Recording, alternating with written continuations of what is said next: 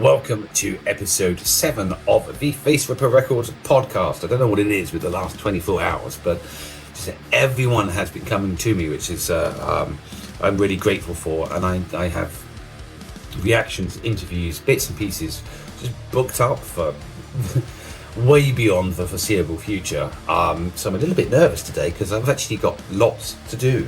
But I'm very, very grateful. And one of those people that came forward for the messaging, and for the reason I'm here today, is a guy called David, and his band is Seek Misery. He's from Australia, and they combine elements of metalcore and deathcore and nu metal.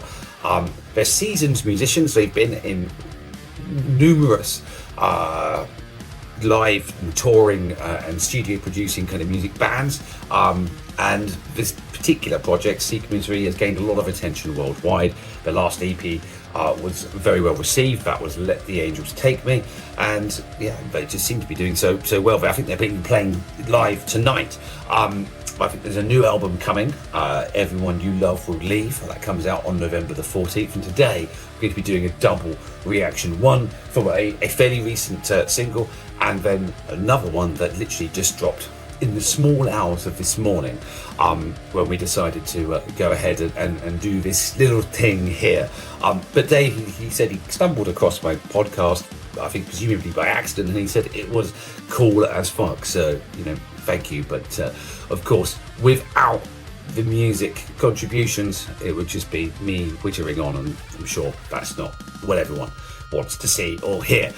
So let's dive into it. It's a video reaction, and I've got to click my buttons here, there and everywhere. We're going to start with Flesh and Rust. Now, I've been kind of forewarned that the two songs we're listening to / watching, they have two very different kind of styles-ish, though kind of embedded within their chosen genres, and there's a third one on the way. So if you like the dynamism, I love the bands that kind of just do what they want. If they write a song and it comes out like this, and it kind of doesn't tick all of the kind of boxes that people might expect the band to come up with. I love bands like that. They don't care about it. I just love it. Composing, anything can come out at any time, and I'm a huge promoter of just running with it. So anyway, enough talking. Let's get in to Flesh and Rust.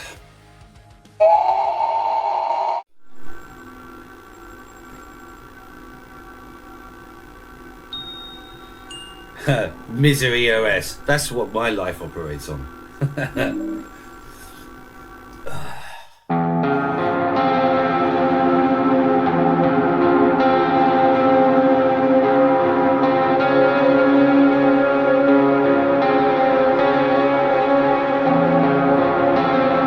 Okay, this is more atmospheric than I anticipated. Love it.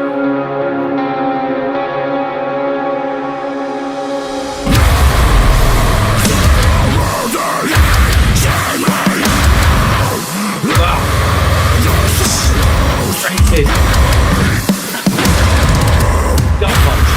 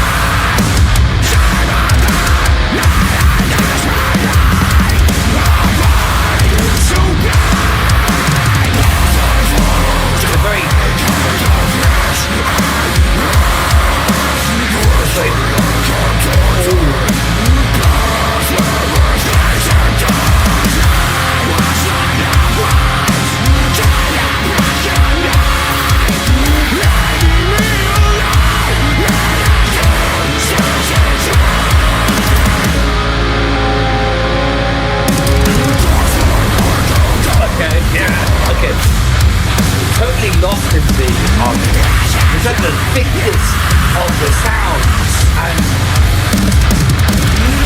almost that chorus breakaway, like OPEP-y style chords, borrowing from the atmospheric opening, but delivered with perhaps hardcore brutality.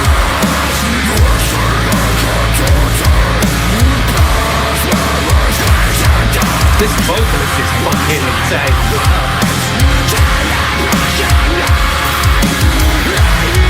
Obviously,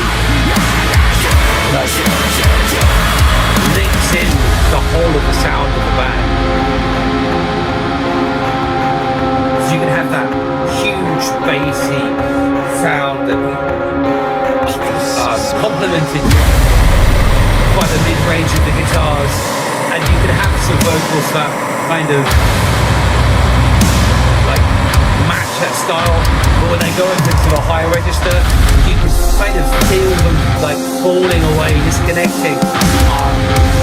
But this doesn't happen in this instance.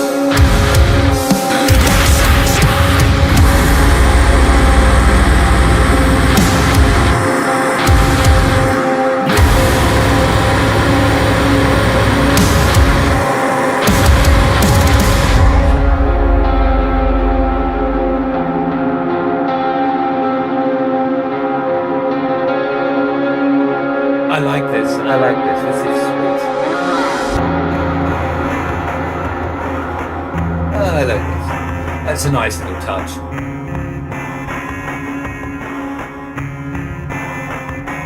That's a clever idea, though. The pulling away, it all being a bit of a game.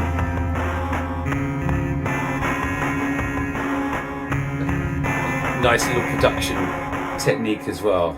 I wonder if that was one of those just sort of random things that came up when recording, or was it something that was kind of thought about? Because sometimes just these things,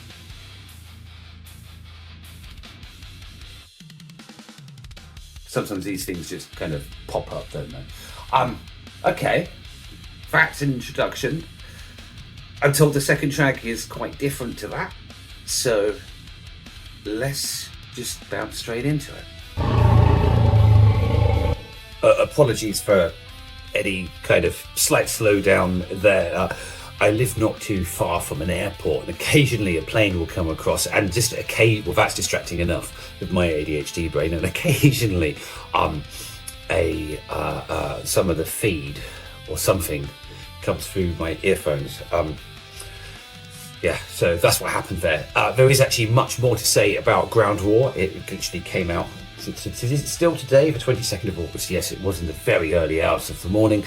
This is actually a collaboration with another band called Hate Complex. I'm not quite entirely sure who's doing what, who's responsible. That bit wasn't kind of made clear to me, but it promises to have a different vibe to the last one, showcasing the dynamic of the band. I'm going to go back to the slightly softer instrumental side, atmospheric side. I believe the popular word for it is kind of shoegaze, which I've kind of never really understood that term. I mean, I get it. I know it means kind of like ethereal type of, lots of reverby type of stuff, but and I've seen some stuff on social media that it's an overused term. I kind of prefer atmospheric in my mind. Shoegaze just makes me think of looking at shoes. It's just my language.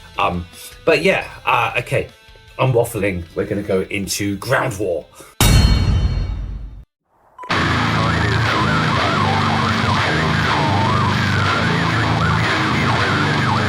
Okay, yeah.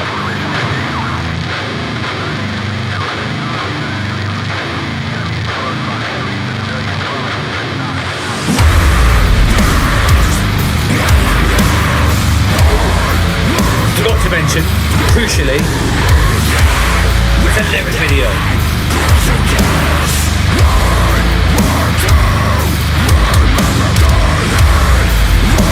This is more of a grind fest.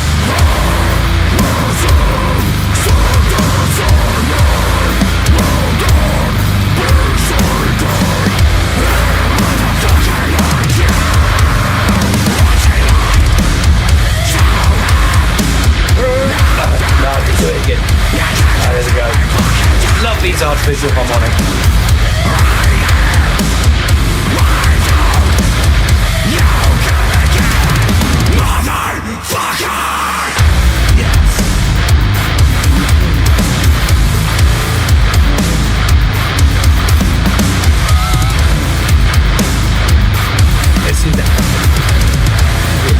The previous track was more melodic, this one is an angry.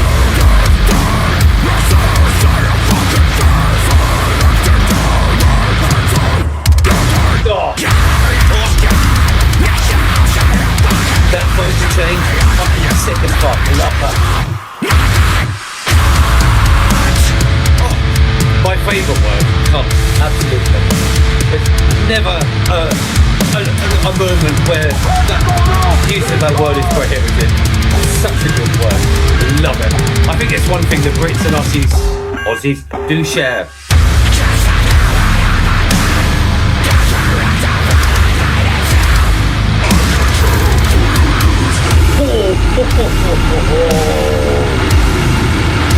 Oh yeah.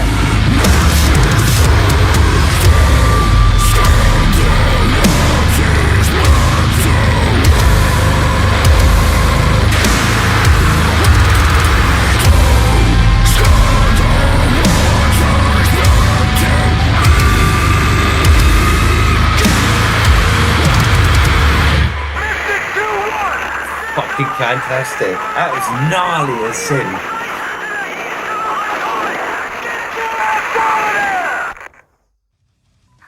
Oh, started to go round again.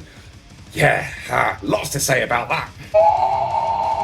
Yeah, to sum up that was an absolute beast of a track. Very different in pace and style. And whilst I don't tend to go for a lot of the sludge kind of stuff, it does have its place, and this was delivered beautifully. Love the lyricism.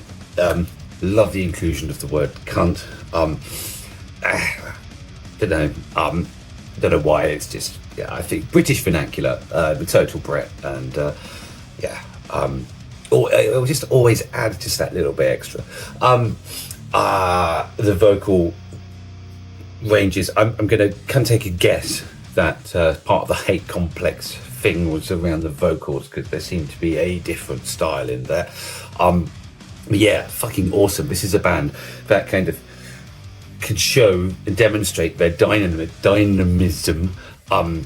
because the first track that I listened to, and there are many, let's start to talk about their discography. I heard whilst we were having a chat, I wanted to preserve the posterity of the reactions by not listening to the tracks that I have reacted to just now. So I picked something else, and Romanticizing Suicide, which was again like a joint venture collaboration with Chrome Cage. This was a faster pace, but kind of fucking brutal as sin stuff, and that helped keep the conversation alive very, very quickly, because I'm like, oh, I like this. This is definitely a band that certainly are very supportive of kind of people like me. I'm nobody in this kind of sphere. They're happy to collaborate and partner up with bands, other bands and stuff. They've got huge touring background, very polite and professional, and very supportive, and equally wonderfully capable musicians, and then producing great material such as this. So discography, we've got a fair bit. There's Let the Angels Take Me. That's a EP, 4 songs. I think there's a few singles off of that. I think they've done that whole Waterfall kind of release stuff. There's an EP called Pain. A few singles before that: Shattered Clown, I Feel Your Ghost. So it goes on. It just goes on. Decay, an EP. So it looks like they've been going around for 2020. Possible. What do you call it? Pandemic band, perhaps. I don't know. Be interested to hear more of the story. If Seek Misery have enjoyed this reaction, then perhaps you'd like to enjoy an interview as well. Maybe perhaps surrounding the album that's coming out. But yeah, let me know if you liked this kind of stuff, you like this style, and would see absolutely no reason why you wouldn't. There is, of course, the Face Ripper Records podcast playlist. You get all of the music, but none of the Bald Man. And if you do like to happen to support the Bald Man, or you just want something cool to wear, there are our t-shirts and bits and pieces as well to support the cause. I believe anyone who participates in this endeavour, such as musicianship, probably not guaranteed to pay off the mortgage, but it certainly pays well in spiritual coin, and that's my underlying ethic here, is to encourage those to encourage people to invest in their innate talents as a way of surpassing the vicissitudes of life, and that's all what it's about. We have a Discord you can kind of join and chat. I'm going to invite the members of Seek Misery over to it as well. You can discover even more music and speak to musicians, get advice on things like plugins and touring and agents and board reactors and all this kind of stuff. You can even chat to me. It's the fastest way through to me, to be fair. And I think that's kind of about all of the self-marketing I'm going to want to do. To keeping it light. But yeah, I thoroughly enjoyed this rabbit hole, the Seek Misery rabbit hole. I'll be keeping an eye out, having followed. Let me just make sure I've just done that. I'm pretty sure I did. Yes, I am following. Go and follow them on your streaming platform of choice. If you're in Australia, go and check out them live. I'm sure that they're quite energetic. The music is definitely not going to suit, a bunch of dudes just standing there playing. I'm sure they are very entertaining. Maybe I was wrong about them. Maybe they were doing something in the studio. I apologise, but they are playing in Adelaide on September the 12th. So maybe I got a little bit confused there. So there's a bit of a self-correction. Even I'm not perfect. So there you go. This has been episode 7. This has been Seek Misery, but no misery found. Just pure enjoyment and absolute gnarly vocals. Loved the first track that I played, but yeah, this new one, that was definitely the one that that got me today. That will obviously be on my playlist, but it'll be on my playlist as well. That's going to be a fun one to take to the gym with me.